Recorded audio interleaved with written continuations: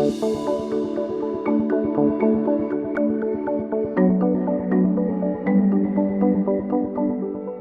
you all know, there's a lot of history here in Texas. Everyone's heard of the Alamo, correct? You've heard of the battleground here in San Jacinto. Have you heard of the Battle of Coleto Creek? Hello? Can you hear me? Only if you hold it up close. Yeah, hold it up close. Oh, I'm sorry. Thank you. Okay, the Battle of Coleto Creek. Some of you have heard of it? Okay, good. Because I am going to be talking about it as well. As we talk about the Angel of Goliad, Francisca, that's where some of the officers named her the Angel of Goliad because she saved a lot of the American soldiers there. Okay, the drawing that you see here is in Goliad, right outside Goliad, on the way to the Presidio. Now the Presidio is the fort in Spanish, and it was built in 1749. Presidio meaning fort, Bahía being bay. Originally it was built close to the bay, in the Gulf, but they moved it. Okay? So this painting you see here was drawn back in 1936, the 100-year anniversary. Okay? And it was a young man called Babin, and he was working in one of those CCCs, because of the Depression. There was a lot of work that was put out there, so because you know what it was about the Depression, right? So you can see on the right, you see the Americans. On the left, you see the Mexican soldiers, and she's right in the middle. Now, there were no pictures back then, so they kind of described her that this is the way she looked.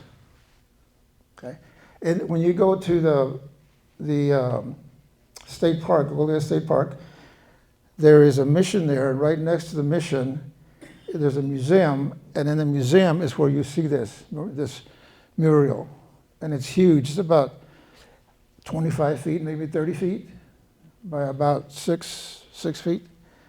So if you really want to see the real one, you can go there. Okay. Now, the reason that I call this presentation the mystery of Francisca Alvarez is because nobody knew her name back in 1836. She didn't even know her name, and I want to explain why that was the case. Okay, so again, my name is Alvarez Garza. I did end up with two books, The Angel of Goliad, Investigation of Francisca Alvarez, which was strictly about her. When I started writing the book and compiling all this information, I had so much that my editor said, it's too much, you need to focus on just her. And that's what I did. However, I didn't want to leave the descendants out, okay? And as a matter of fact, I have two descendants here in front of me, my cousins, his wife. Okay. So the other book, Story of Francisca Alvarez and her descendants, I am going to discuss those as well. But I am going to focus more on her. Okay?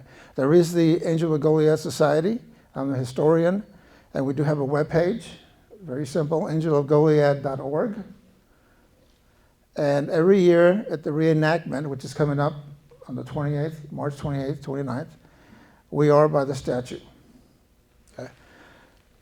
In the background, you see the statue, and it's in between the Presidio, the fort, and Fannin's monument in the back. You'll see that? Back here. Oops, sorry. There it is, right there. Now, most of the men are not buried right there. They're buried like right in this area. And we're talking about close to about 300 soldiers. Okay. Okay, let me go to the next slide here. Okay, so I am going to talk about how she contributed to the Texas Revolution, some of the sources and history, and there were plenty of sources. I mean, I've been researching for almost 35 years now, and there's so many of them. I'm going to tell you some of them in case you're interested as well in finding your descendants. I'm going to show you where you might be able to go. Now, something strange that I found during these years is the date December 27th, okay, in the history side of it. And it was unusual because on my side of it, I came back from the military at the time of Vietnam. I didn't go to Vietnam, but I came back to my parents, my mom, who was crying when I got back. And it was on December 27th, okay? So that date's gonna pop up, and I don't know why, but it happens. I am gonna talk about how she was taken by the Apache and how I came up, how I deduced that. Mexican General Rea and his family, the relationship with her, and Telesforo Alvarez in Durango. That's where the general was with his family. And he was there, Telesforo was there, and then she ended up there as well. And I have a lot of the testimonials that I saw from some of the soldiers did state that she was going back to Durango. So there was a connection there to the family and to her and to Telesforo. He was a captain, a colonel in the Mexican army under General Rea. General Rea was one of Santa Anna's best generals. He didn't like Santa Ana because he wouldn't treat his soldiers like General Rea did. After the war, I'm going to talk about after the war, the trip to Mexico City and return to Matamoros. Matias' marriage certificate when he was born, and I didn't actually find it, but the years that he mentions shows that he was born in Durango. I'm going to show you that as well. And then, but that's when, in that certificate, another name popped up. And I want to tell you what that name was. And then she ended up at her final place was the King Ranch. Anybody know the King Ranch? You all know where the King Ranch is? Yeah. Okay, and then I will talk about some of the descendants. And my grandfather, Balthazar, died on December 27th, 1988, which means that, and he was 98 years old, which means he was born in 1890, okay? So there was a time when I started to think about genealogy, about my parents, my grandparents, and I thought I better ask them questions before they pass away.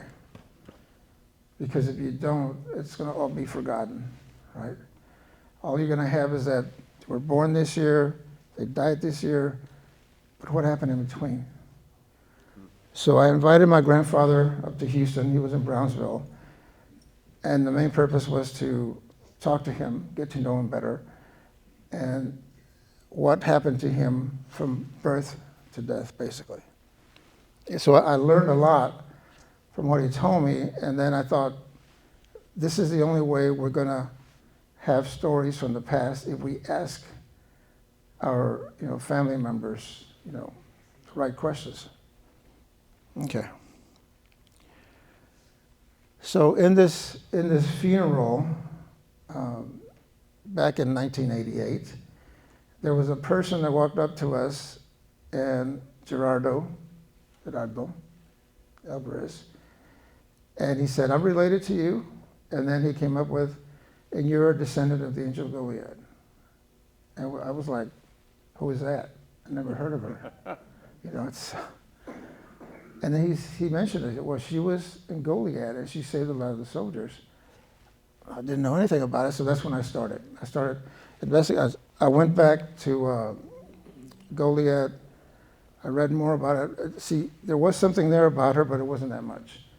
And the name was Alvarez and not Alvarez. So that got me curious. And that's why up on top, where I talk about Telesforo, his mother's last name was Alvarez, his father's was Alvarez.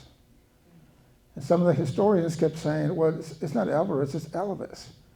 Well, it turned out that Telesforo's mother's last name was Alvarez, so she could have used either one. And I want to get to the point why she picked Alvarez.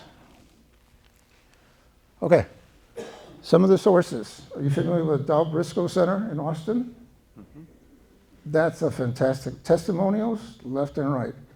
I was allowed to take photos of all the testimonials that the Texas historians from the late 1800s, like the 1930s, that they had gone out and documented all these testimonials. And that's where I kept looking, where does it say Angel of Goliad? Do they mention Francisco? So once I got all that information, and then I went to reference books, I referenced books, newspapers. Newspapers were a very good source, and FamilySearch.org. You're familiar with FamilySearch.org? No? It's free. You can go in there, put in your name, your parents' name or your grandparents' name, and it'll search all your family members. Okay? And there's a lot of organizations out there, genealogy organizations, that you can go to them, and they'll help you. Okay, so if you're interested, you can do that. Okay. We also traveled to San Luis Potosí because her son, Matias, mentioned that she was in an orphanage in San Luis Potosí. So my wife and I went to San Luis Potosí several times to find out which orphanage it was. And then when I found out that she had spoken to Dr. Shackelford, one of the, in the Goliad, right? Found out where he was from. He was from Cortland, Alabama. So we went to Cortland, Alabama to find out more about if there were family members there, just the history of it. The other place, the Sons of DeWitt Colony webpage, is the next to the source. As a matter of fact, the person who wrote it, who was adding to it for years and years, he worked there at MD Anderson Cancer Center where I worked, and I got to talk to him. Very smart person. I also researched the Native Americans who inhabited that area, which is northern Mexico, southern Texas. And the Lipan Apache lived there. The Comanche lived further up north Texas, okay?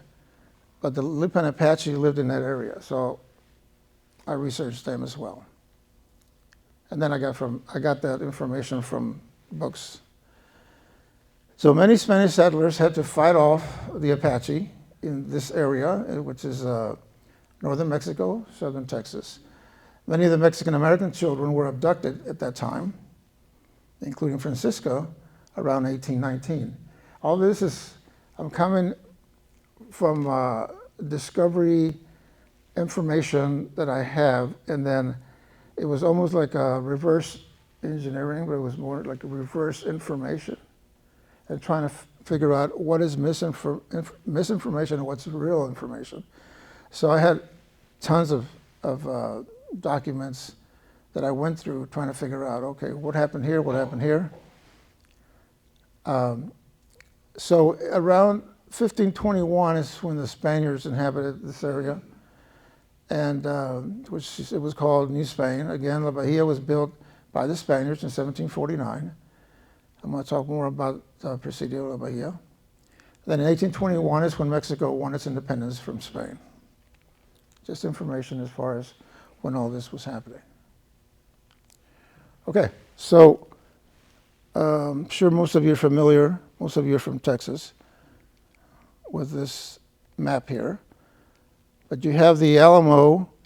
The Alamo was in San Antonio, of course, right over here. You have San Jacinto, it's right outside Houston. And Goliad is right here. And the reason I mention this arrow, this is where the Battle of Coleto Creek happened, in between Goliad and Victoria. Okay? I'm going to get this here. Okay, so what happened at Battle of Coleto Creek? Actually, Sam Houston had told Fana, you need to leave Goliad. There's hundreds, maybe thousands of Mexican soldiers coming in your direction. You need to leave right away. He wasn't able to, or he waited too long. And it was true, General Rea and his men were coming up to Presidio, Goliad, and they were heading to Victoria. And so they caught up with him, had the battle there, They were overwhelmed. Fannin and his men were overwhelmed, so they ended up surrendering. And the reason they surrendered was, because some of them didn't want to, of course, because they offered them like a free pass. They said, put your arms down and we'll take you back as prisoners to Goliad. And in a week, we're going to march you over to Copano Bay. You're going to board a ship to New Orleans, but never come back. Okay. So they surrendered. I mean, even Fannin was injured. You know, he was shot. So that was one of the reasons that they surrendered. And I'm going to talk more about this, but Santa Anna said, no way. They're pirates. They all need to be executed. That's not what Araya wanted to do, but that's what Santa Anna said should happen. And so in Goliad, on March 27th, 1836, the prisoners, thinking they were being marched out to Copano Bay, almost 100 yards, 200 yards, whichever much it was, they shot them all. Not all of them died. Some of them escaped. Okay. And that's where Francisca came in. And I want to explain why she did this also. Okay. Some people say, well, how did she have that power to stop the Mexican soldiers from shooting the Americans? I mean, Santa Anna said, shoot them all. Okay. All right. And that's, you know, when you go there and you see the graves, it's almost, you know, unbelievable. It was horrific. And they thought they were going home. There wasn't an exact count. Some of them escaped. Most of them were shot and killed. But like Dr. Shackelford and others remembered her. Dr. Bernard also remembered her. And they said she saved a lot of souls, almost 100. Now, a lot of them that she saved was because she convinced some of the Mexican captains, you know, colonels, not to shoot all of them. Sorry? I'm sorry. So a lot of the soldiers that survived was because she convinced the captains and the lieutenants, you know, not to shoot the Americans. Okay. All right, so I went back and I started researching a lot of the soldiers to see if any of them talked to her. You know, I wanted to find out as much as I could. And these are some of the soldiers and some of the, you know, like doctors that she talked to. She actually was there the night before the massacre trying to stop, you know, the shootings. Dr. Shackelford talked to her.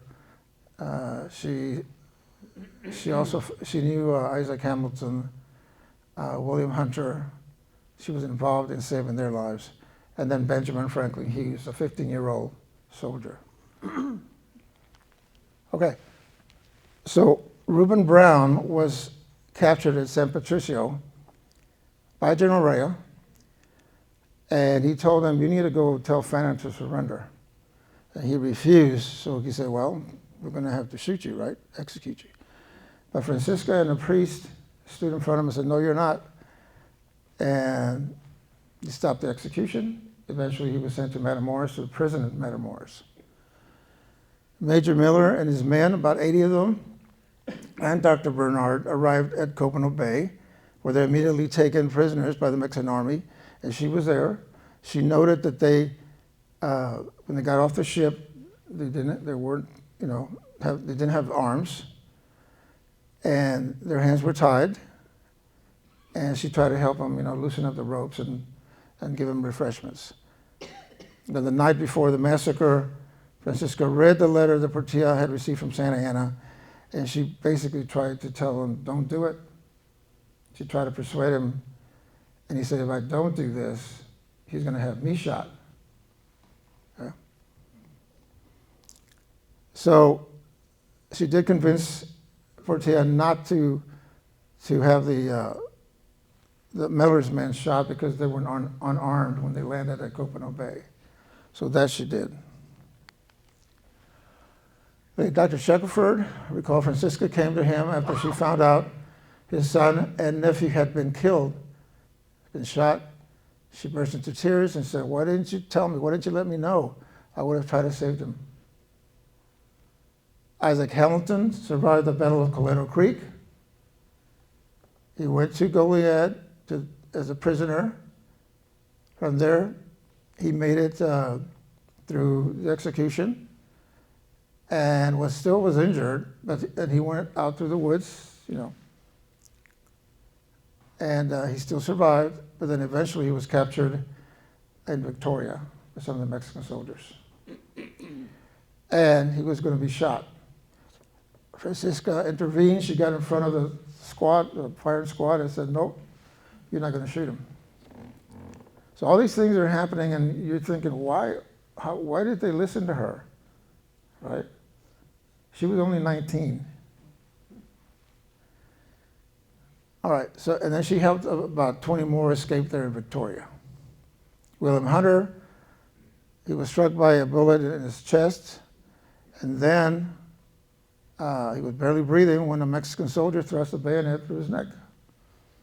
Yet he was still alive. And she found him, got some help, and they dragged him to the river.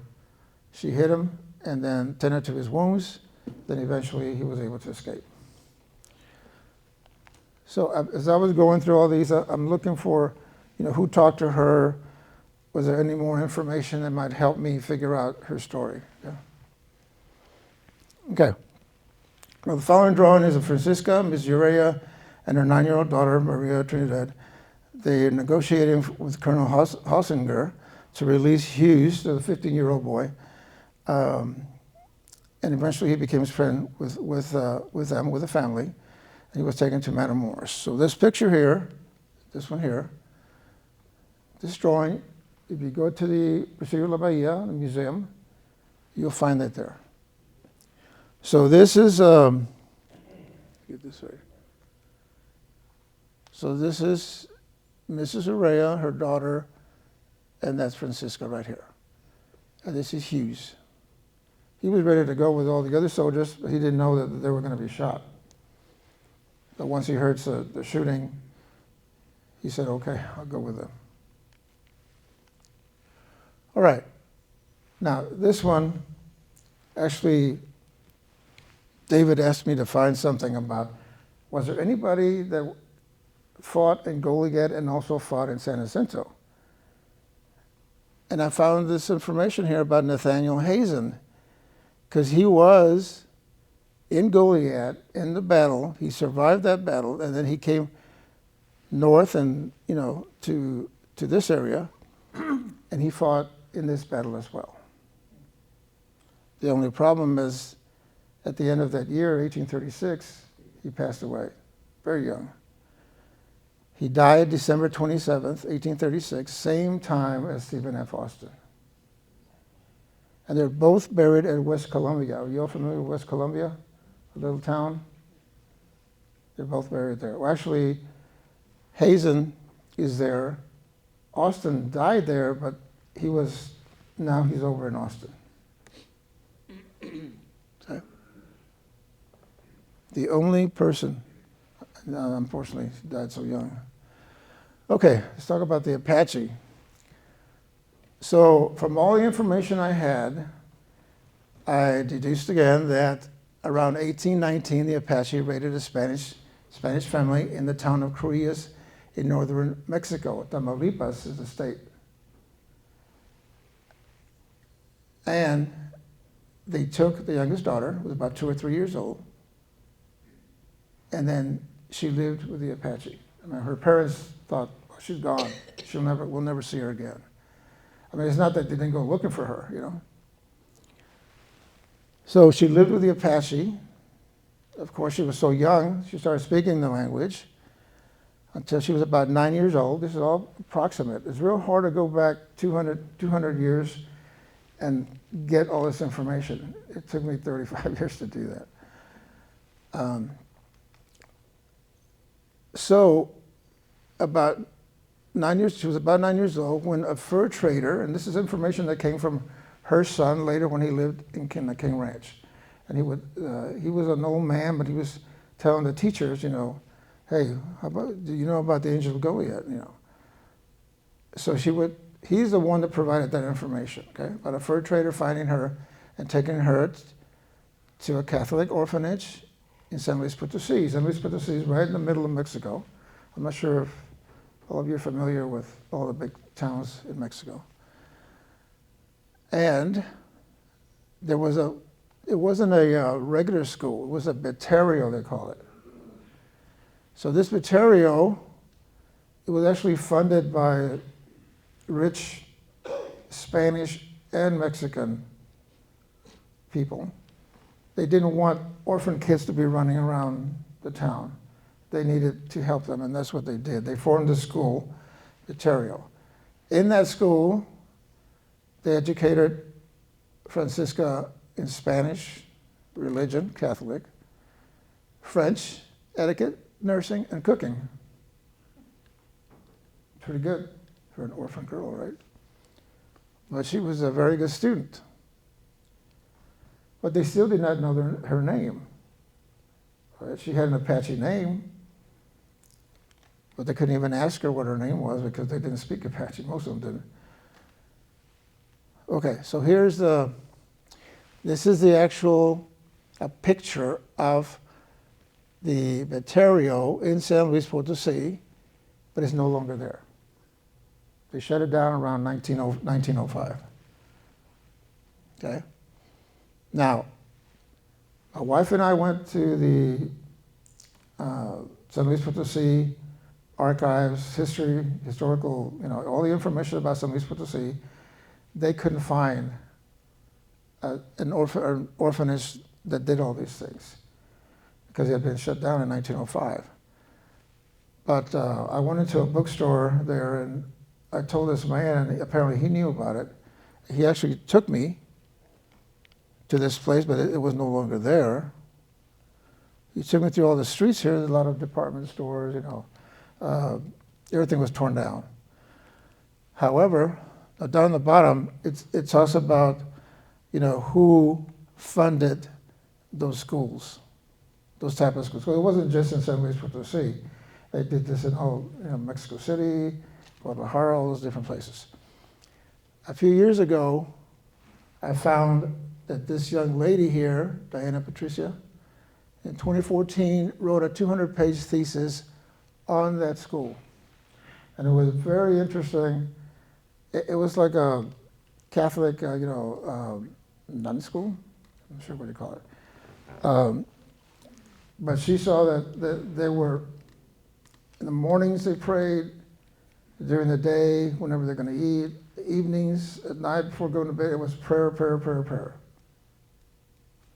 So that's how she got so religious. And that's one of the reasons that she did what she did. Now, I'll keep talking about that also. So, what was her name? It started off that since she dressed like an Apache girl when she arrived in the orphanage, they called her Apachita. Again, you know, there's no documents on this. It's more of a, you know, assumption that they call her Little Apache Girl, right? And from that, they got Apachita, Pachita, Pacheta, Pancita, and Panchita is a diminutive of Francisca, okay? Again, it looks like that's the logical steps in her being named Francisca, even though that wasn't her real name, but that's how they came out with Francisca. Okay? Now, when she came to Texas, she used different names because, again, she didn't know her real name. She used Pachita, Panchita, Pacheta, Panceta, Francisca, and then Francisca. And that's what most people recognize Francisca, so they call her Francisca. Now, the last name, because she used Juan Goliad because she was a companion of Telesforo Alvarez. Okay. Now, by this time, she had Matias, and I'm not sure exactly when she was going to find out that he was already married and had children. So again, assumption, she didn't use Alvarez, she used Alvarez, his mom's maiden name. Okay. So Alvarez, then they'd say Alvesco, Alvesque, Alvesco. I found out the Apache language from that area, they used to use the CO at the end of, whenever they talked about, say, a hand, an arm, which is attached to a body, right? There's an attachment there. So that's why the co was there. And then the French side of it, Alvesque, again, assumption. Okay? But she would tell people, they call me Indian. And when I saw that, I said, okay, they call her Indian? Pachita, Pachita, Indian. And that's on the testimonials, right, that she said that. They call me Indian. All right. So by the time she was around 16 years old, she was an orphan, didn't have any parents, but she was very educated. You saw all what she studied in the orphanage, right? So somehow, either the Rea family went over there, or she was sent over to the Rea family because they wanted for someone to educate their children in Durango. Okay? Again, Durango came into play. Some of the testimonials talked about some of the soldiers who spoke French spoke with her, and that she had mentioned that she was going to go back home to Durango. So that pointed her being in Durango, eventually with Telésforo Alvarez. And Telésforo was summoned by General Rea from Mexico City to help the town of Durango against Indian raids, because there were many. A lot of people say, why would generals, travel with their families? Where there were so many raids, they didn't want to leave them behind because they were afraid they may attack their family. It was known that because the Native Americans, Indians, that they were overwhelmed by Mexican soldiers, even American soldiers, that they wouldn't go straight to fight with them, but they would find a way to be more sneaky, right? At night, attack at night. So that's what they were afraid of. All right. So while she was there in Durango, she was about 16 years old. She had a son from Telésforo. His name was Matias. And then in 1836 is when General Rea was summoned by Santa Anna and said, you need to fight for your country, even though he did not agree with everything that Santa Anna was doing, but he said when it came to fighting for his country, he was going to do that. So he went off and came to Texas, the whole family with Francisca. That church behind them is in Durango. And of course, we don't know exactly how she looked, what she looked like, or even Telésforo, but so many different books have talked about more or less the uniform, the dress. It was more French, right? And the Rea family actually were very, his parents were from Spain, and everything was, Spanish. Okay. So she did not know her real name. Francisca became a good friend of Mrs. Urrea, and soldiers would hear her call Mrs. Urrea Aunt. So they thought that she was related to them, but she wasn't. She was the only family that she had, the Urreas. And that's why they called her Mrs. Alvarez, sometimes Alvarez, and then again the maiden name of Telésforo's mother was Alvarez. So that's why she used all those different names, okay?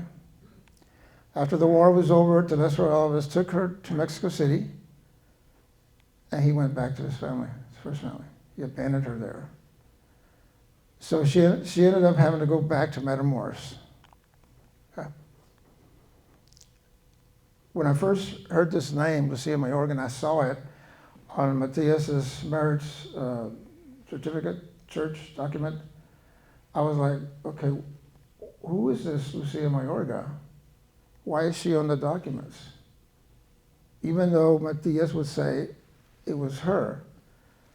So I researched Lucia Mayorga and found out that she was born in 1816? 20 years before 1836, 1816. And that started it off. I said, okay, so she was 19 or 20. So this lady here was 19 or 20, around 1936. So that was the first step that kind of said, okay, let's go that direction. Maybe it's her. So then I also saw that the father that he put on there, not the Lesboro, but he put Manuel Alvarez. Manuel Alvarez. And guess who he was?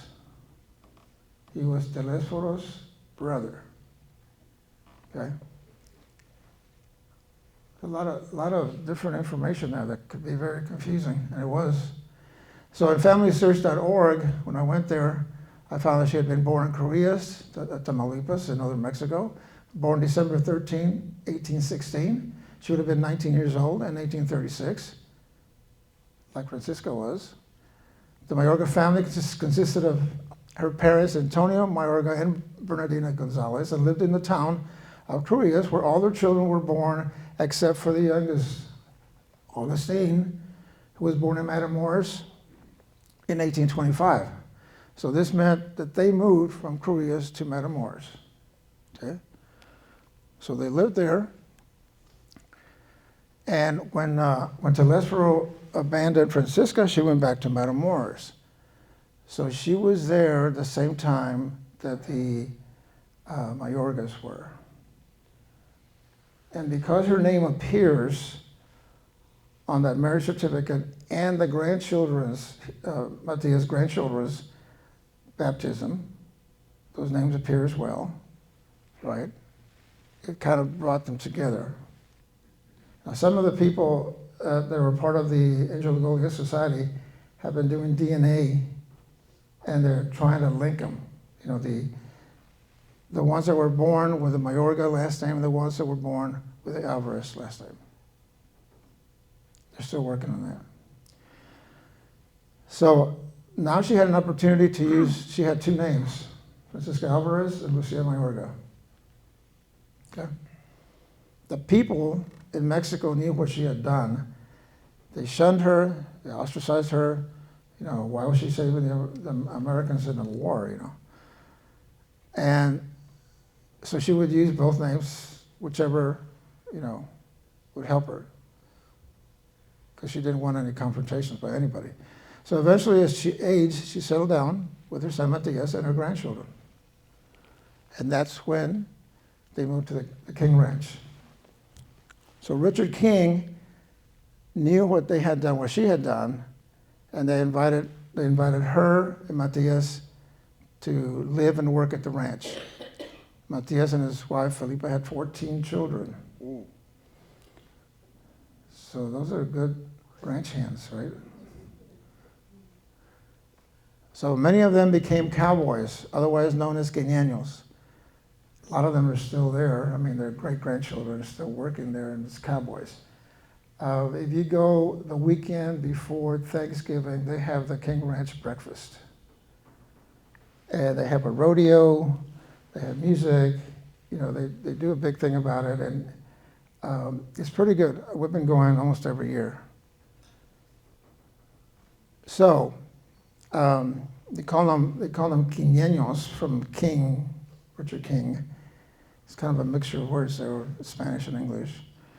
And back in the early 1900s, you know, whenever Matias was there, living there, he would hear this teacher, Elena Zamora O'Shea, talk about Texas history, and then he would ask her, didn't they mention, you know, Francisca, how she saved the soldiers? And then that's how eventually she talked to some reporters back then, or someone, because later in the 1930s, it came out a lot of information about the Angel of Goliad. So she lived there until her last days. She passed sometime in 1902, 1903. Now, she did ask, before she died, that she asked to be buried in an unmarked grave. So the question was, why did she say that? Why did she want an unmarked grave? She was Catholic, right? Was she ashamed of what she did? And maybe because, you know, she ended up with Telesforo's brother. Now, in one of the presentations I did, there was one lady that said, well, what did the Apache believe when somebody dies with the Apache? Do you see any headstones for the Apache? So anyway, that's the theory there. Maybe because she lived with them, she knew that they wouldn't put, you know, headstones. But we don't know. Also, we don't know where she's buried. And the Kings, now the Clayburghs, don't tell us, you know, because apparently if they promised her that they wouldn't tell anybody where she was buried, they're keeping their word. Okay. Now, some of the descendants, real quick, they still live in the King Ranch. They're all over Texas, like us here. Laura Cavazos was the former president of Texas Tech and Secretary of Education under President Ronald Reagan. Four-star General Richard Cavazos received this Distinguished Service Cross twice. He saved many Americans during battle, just like Francisca did in Korea and Vietnam. General Cavazos passed in 2017 in San Antonio. However, on May 25th, 2022, Defense Secretary Lloyd Austin ordered the renaming of Fort Hood to Fort Cavazos, in recognition of his military service. Of course, we know that that's been changed. We don't know if it's ever going to go back. So, many of the descendants that served in the military. The name Gerardo is used a lot. My cousin right here is named Gerardo. Gilbert Alvarez, the president of the organization, Angel of Goliad Society. This is my uncle, Domingo Alvarez, my cousin's dad. He had so many things happening to him in the Navy that he's one of the descendants that I write in the book, the Descendants book. My other uncle, his brother, Manuel. He's another Gilbert. All right, so we got, that's my brother up there. Sorry. Jesus Garza. This is me right here. I was born on Christmas. I was born on Christmas Day. Oh. And I knew what Jesus meant, right? I said, how come you didn't name me Jesus? Your dad's name is Jesus and your brother was the firstborn. That's why we didn't name you Jesus. Okay, no problem. And this is, down here in the bottom, is Andrew Alvarez. He's our uncle, went to Vietnam. He went through a lot of training to go to Vietnam. He was up in New Jersey, I think, and he even spoke, Vietnamese, all different languages, and he's about 6'3", very fit. And he said, why aren't you sending me to fight? And they said, well, we're not ready for you yet. And he'd go back and say, hey, send me, instead of someone with family, send me. I want to go. And eventually they sent him.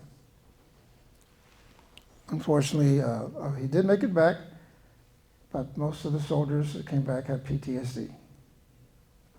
Either PTSD, Agent Orange, all those bad things that happen in war. And I actually wrote a book because of what happened to him. But it's more like a fiction book. But at least I'm kind of honoring him because he's my hero. Okay, and then finishing off here, there's General Cavazos.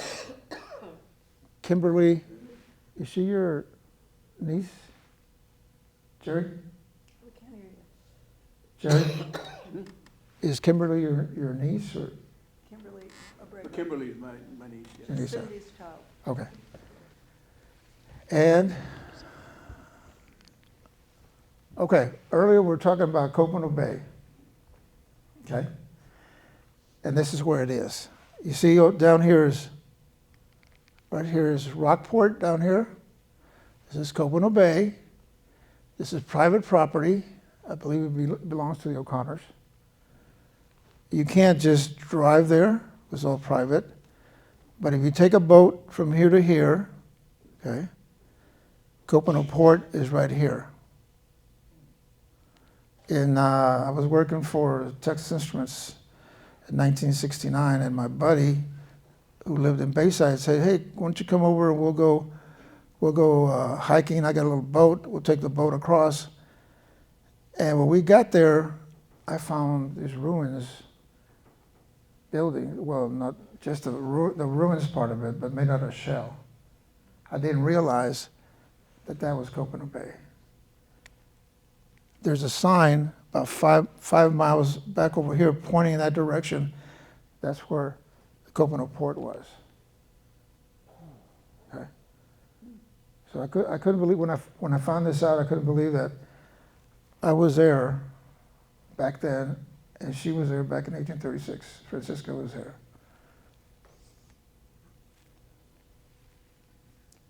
Very unusual. And that was me when I was a baby.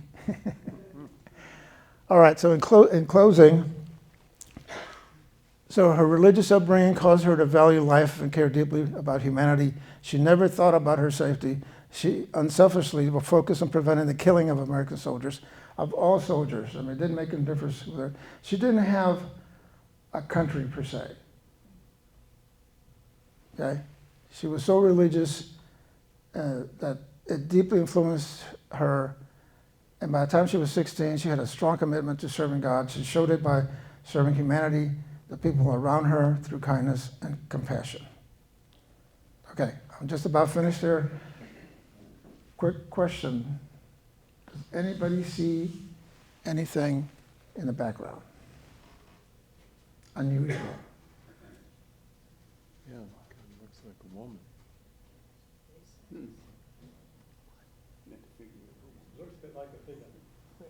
See something? Yeah, in the fire. Looks like a woman in the fire. So you can go to the Presidio and you can spend the night there. My wife said, "Are you crazy?" And I said, "I need to know more." I was obsessed with finding more information, right? And I told her, I said, "I'm even thinking of taking an Ouija board." She used a cuss word on me. No, you're not.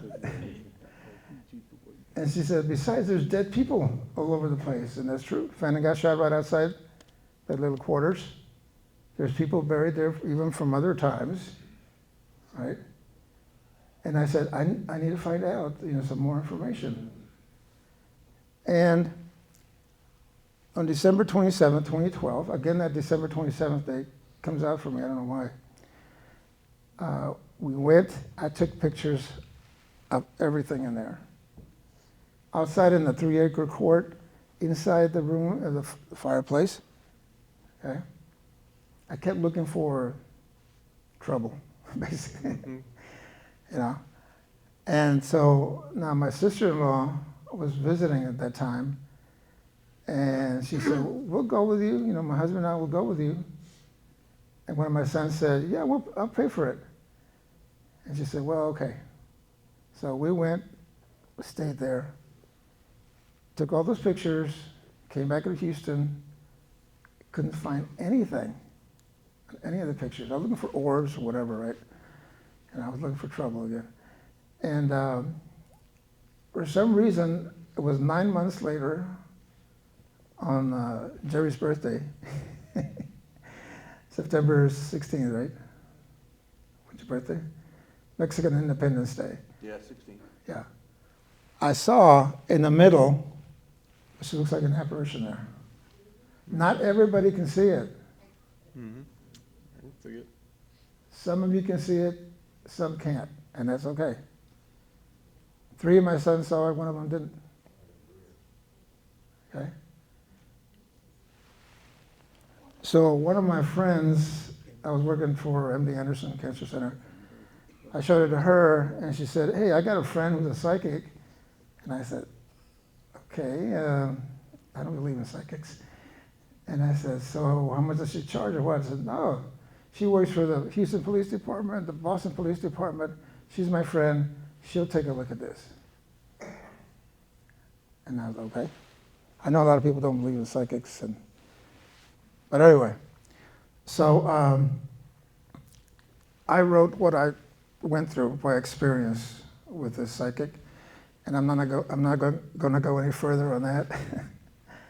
I did write it in the book, but if you don't believe in the psychic, just pass it over.